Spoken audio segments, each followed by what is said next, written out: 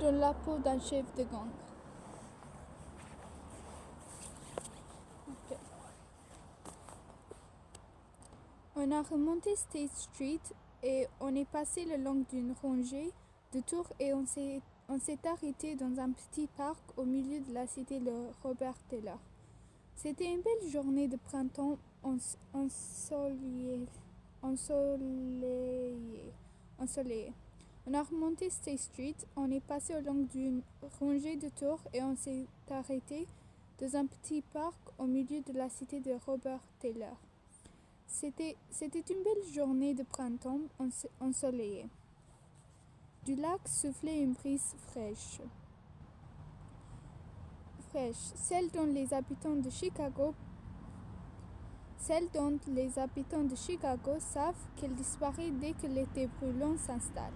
Une cinquantaine de personnes de tous âges participaient à un barbecue. Des ballons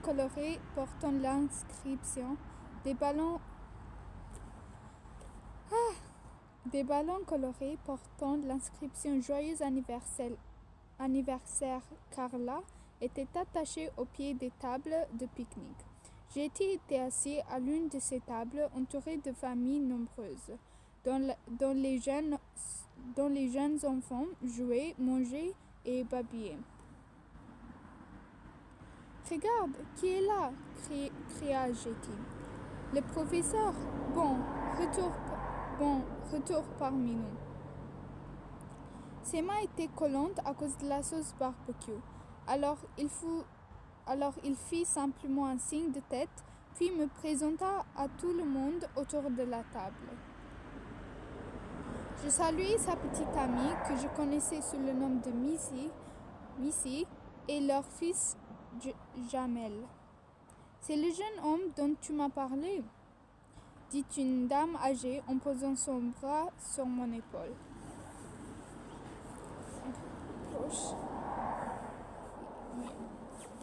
Ok.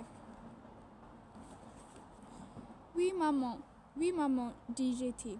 Entre deux... J.T. Ça... Et ça va. Ok. Oui, maman, dit J.T. entre deux bouchées d'une voix obéissante de petit garçon. Eh bien, monsieur le professeur, je suis la mère de J.T. On l'appelle Madame Mae, dit J.T. Eh bien, monsieur le professeur, je suis la mère de J.T. On l'appelle Madame Mae, dit J.T. C'est vrai, dit-elle, et tu peux m'appeler comme ça aussi. Elle me conduisit à une autre table et prépara une grande assiette pour moi. Je lui dis que je ne mangeais pas de viande, alors elle remplit mon assiette de spaghettis, de macaroni au fromage, de légumes verts et de pain à la farine de maïs. On est déjà resté là quelques heures pendant que les enfants jouaient. Je parlais principalement à la mère de J.T.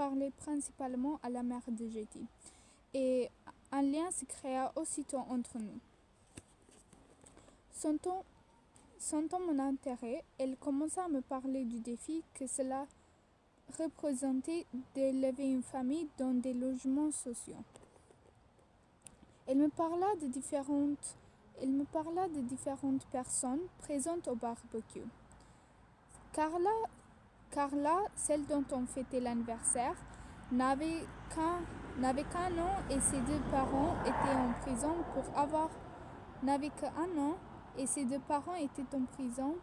pour avoir vendu de la drogue. Les adultes de son immeuble alors décidé d'élever l'enfant. Cela signifiait qu'il devait la cacher des services sociaux. Sans quoi il aurait été placé dans un foyer d'accueil. Sans quoi Sans quoi, attends, je comprends pas. Cela signifiait qu'il devait la cacher des services sociaux, sans quoi elle aurait été placée dans un foyer d'accueil. Plusieurs familles s'occupaient de Carla en alternance plusieurs familles s'occupaient de Carla en alternance. Elle a changé d'appartement chaque fois que les travailleurs sociaux fouinaient dans les parages.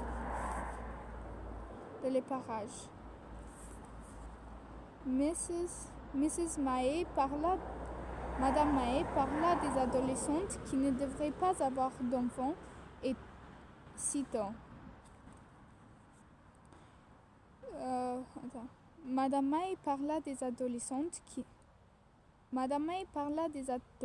qui ne devraient pas avoir d'enfants, citant. De la tragédie des enfants emportés dans la violence dès leur plus jeune âge, de la valeur de l'éducation et de son instance pour que Jetty aille à la fac. Okay. Madame Mahé parla des adolescentes qui ne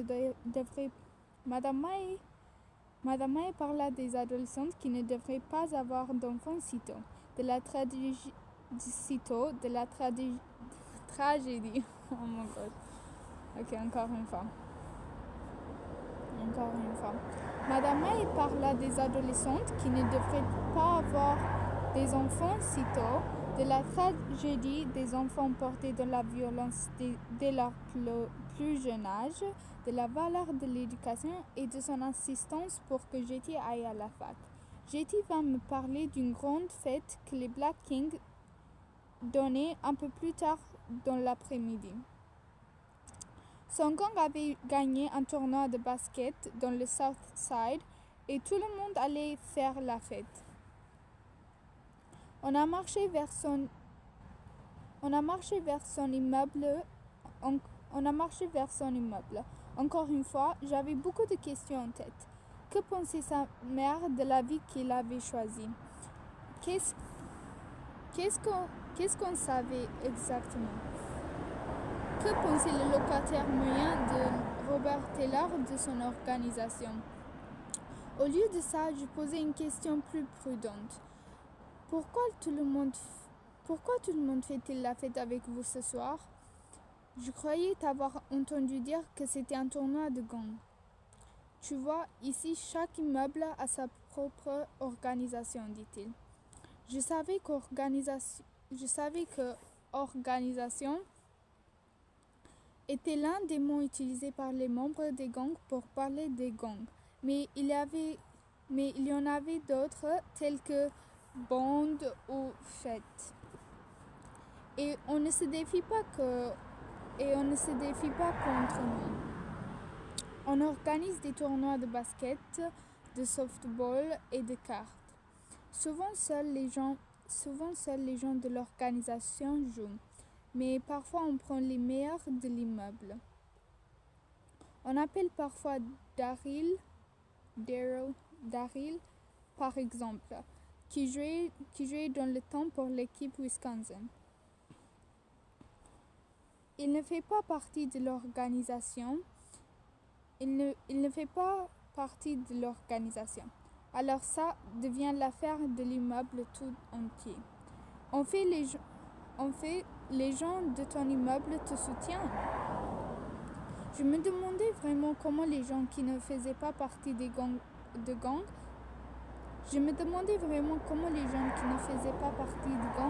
percevaient les Black Kings.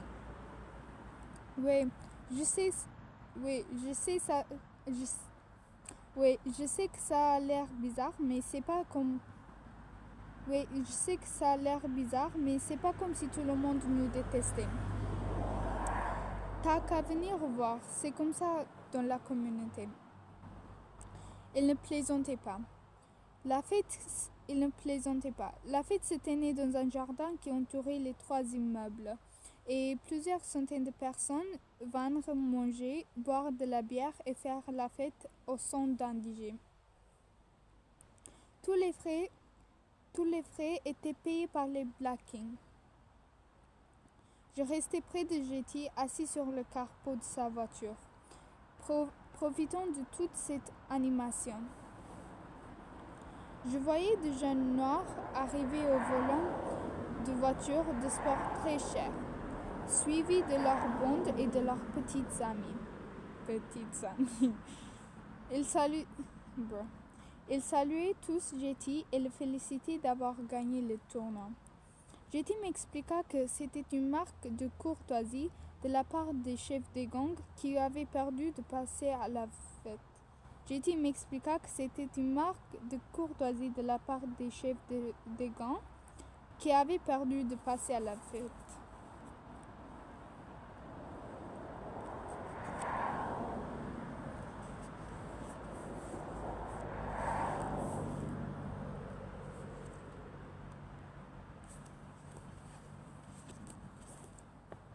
Ceux qui nous tirent dessous ne s'approcheront jamais de nous. Nous ne nous battons pas avec les organisations avec lesquelles nous sommes seulement en rivalité. Les dirigeants des différents gangs faisaient affaire ensemble. Tous souhaitaient entretenir de bonnes relations, m'expliqua-t-il. Contrairement aux adolescentes ou aux gamins qui se battent sans cesse à l'école et dans les soirées, dit-il. Jetty ne me présentait pas à tous qui venaient le voir et je ne me sentais pas suffisamment à l'aise pour quitter ma place. Alors je restais assise et observais le spectacle jusqu'à ce que les bières commencent à me donner envie de dormir. Au crépuscule, la fête était presque terminée. C'est à ce moment-là que Jetty demanda à l'un de ses gamins de me ramener à mon appartement. Après avoir passé un mois à faire des allers-retours entre mon appartement et son immeuble, je réussis enfin à convaincre Jetty que je n'avais pas besoin qu'une escorte vienne me trouver à l'arrêt du bus. Si le temps était agréable, j'allais même jusqu'à marcher, ce qui me donnait l'occasion de connaître les quartiers qui entouraient Robert Taylor.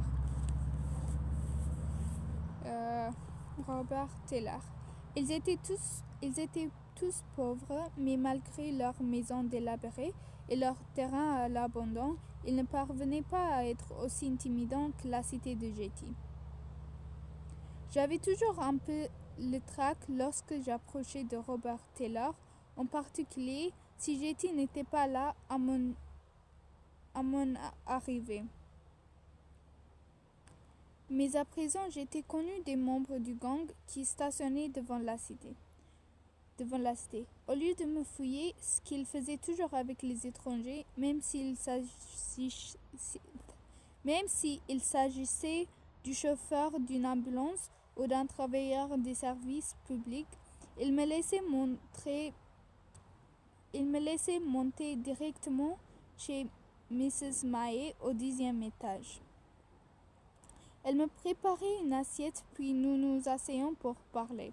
J'étais gênée que Madame Maé se sentait obligée de s'occuper de moi pendant que j'attendais Jetty. Je me disais aussi qu'elle ne pouvait pas trop se permettre de nourrir une bouche supplémentaire.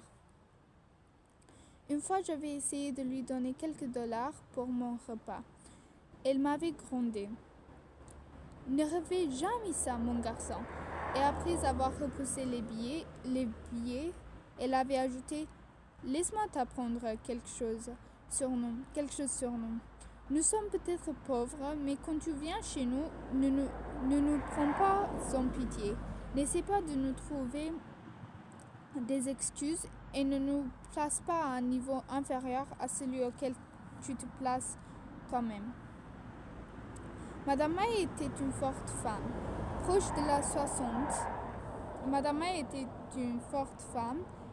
la soixantaine, qui, à moins qu'elle ne sorte pour aller à l'église, était continuellement vêtue d'un tablier. Elle semblait toujours être en plein milieu de ses tâches ménagères. Le tablier d'aujourd'hui était fleuri, jaune et rose, et portait les inscriptions Mrs. Madame Maé et Dieu vous bénisse. Elle portait des lunettes épaisses et avait un grand chaleureux et accueillant. Avait un regard chaleureux et accueillant. Tu sais, je suis arrivée ici avec mon baluchon. Tu sais, je suis arrivée ici avec mon baluchon sur l'épaule, dit-elle. De l'Arkansas. Maman m'a dit qu'il n'y avait rien à espérer pour moi là-bas.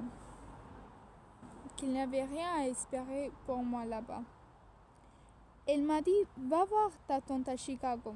Trouve-toi un homme, un travail et ne reviens jamais en arrière. Je ne suis jamais revenue en arrière. J'ai élevé 6 enfants à Chicago. Je ne me suis jamais retournée. Je m'assis et mangeais pendant qu'elle parlait, en essayant de suivre les histoires qu'elle me racontait et le rythme avec lequel elle continuait d'entasser de la nourriture dans mon assiette. Nous vivons dans une communauté, tu comprends? Pas juste une cité. Je déteste ce mot. Nous vivons dans une communauté. Nous avons besoin d'aide de temps en temps. Mais qui n'en a pas besoin? Tout le monde dans cet immeuble aide du mieux qu'il peut. Nous partageons notre nourriture exactement comme je le fais avec toi.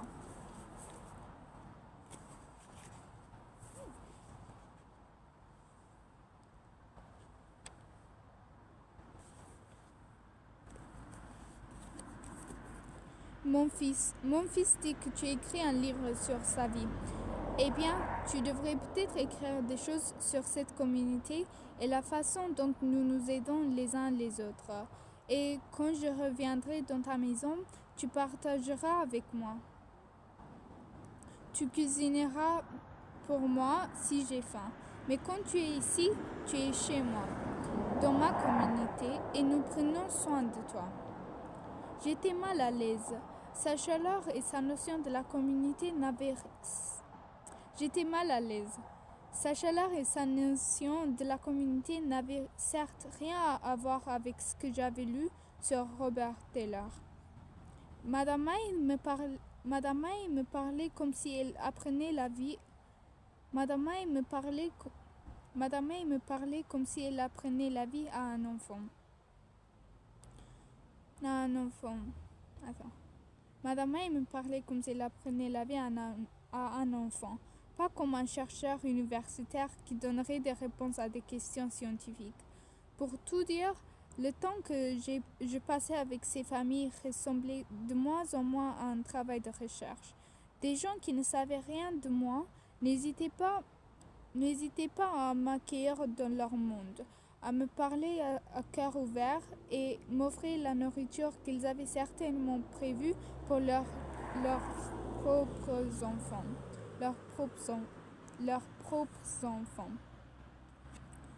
Personne à l'université de Chicago ne m'avait préparé à ressentir un lien aussi fort avec les personnes que j'allais étudier. Aucune des études ethnographiques que j'avais lues ne proposait de guide sur la relation qu'un chercheur devait entretenir avec son sujet pendant son travail de terrain et sur la façon de la gérer. Les livres expliquaient comment poser une question ou s'adresser à la personne interviewée.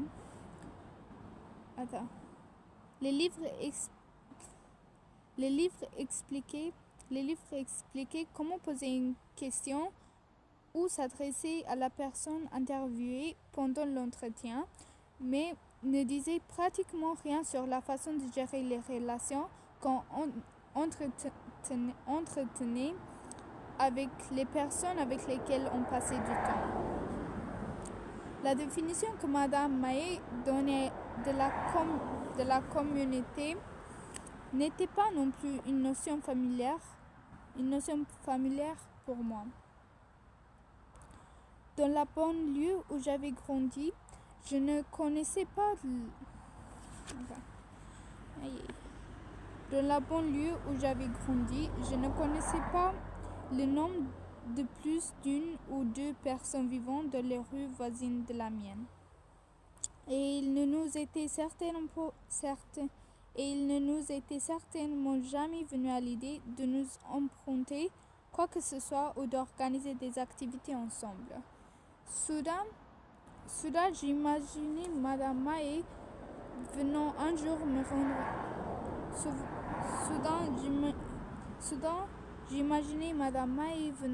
me rendre visite à mon appartement et manger des pâtes fades avec des légumes à la vapeur. Le seul repas que je pouvais envisager de cuisiner pour elle. On a continué de parler. J'ai appris que Madame Mae était fille d'agriculteur, avait passé 20 ans à travailler comme nourritrice et domestique et avait été obligée de s'installer dans les loges sociaux après le décès de son mari, le père de Jetty, qui était atteint d'une maladie cardiaque. C'était un homme tranquille et discret qui travaillait pour le service des transports de la ville. Emménagé dans la cité Robert Taylor, dit-elle, avait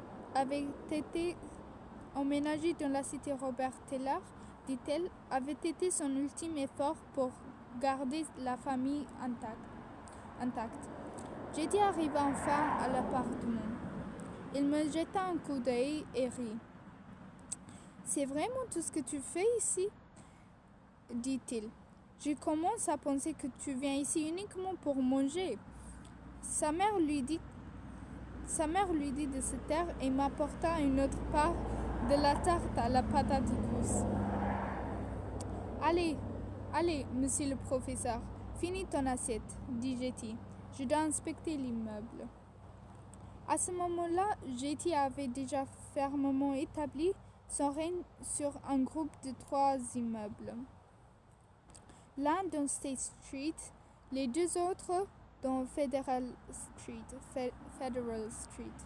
Il aimait les inspecter au moins une fois par semaine. Il y a le CHA, le propriétaire, mais nous aussi on essaie de faire en sorte que les gens fassent ce qu'on leur a dit de faire, expliqua-t-il en marchant. On ne peut pas laisser cet endroit à la dérive avec des négros qui font n'importe quoi. Parce que c'est énorme ça, que les flics se pointent, que les clients se taillent et qu'on perd de l'argent. C'est aussi simple que ça. Oui. C'est fini pour aujourd'hui. Merci.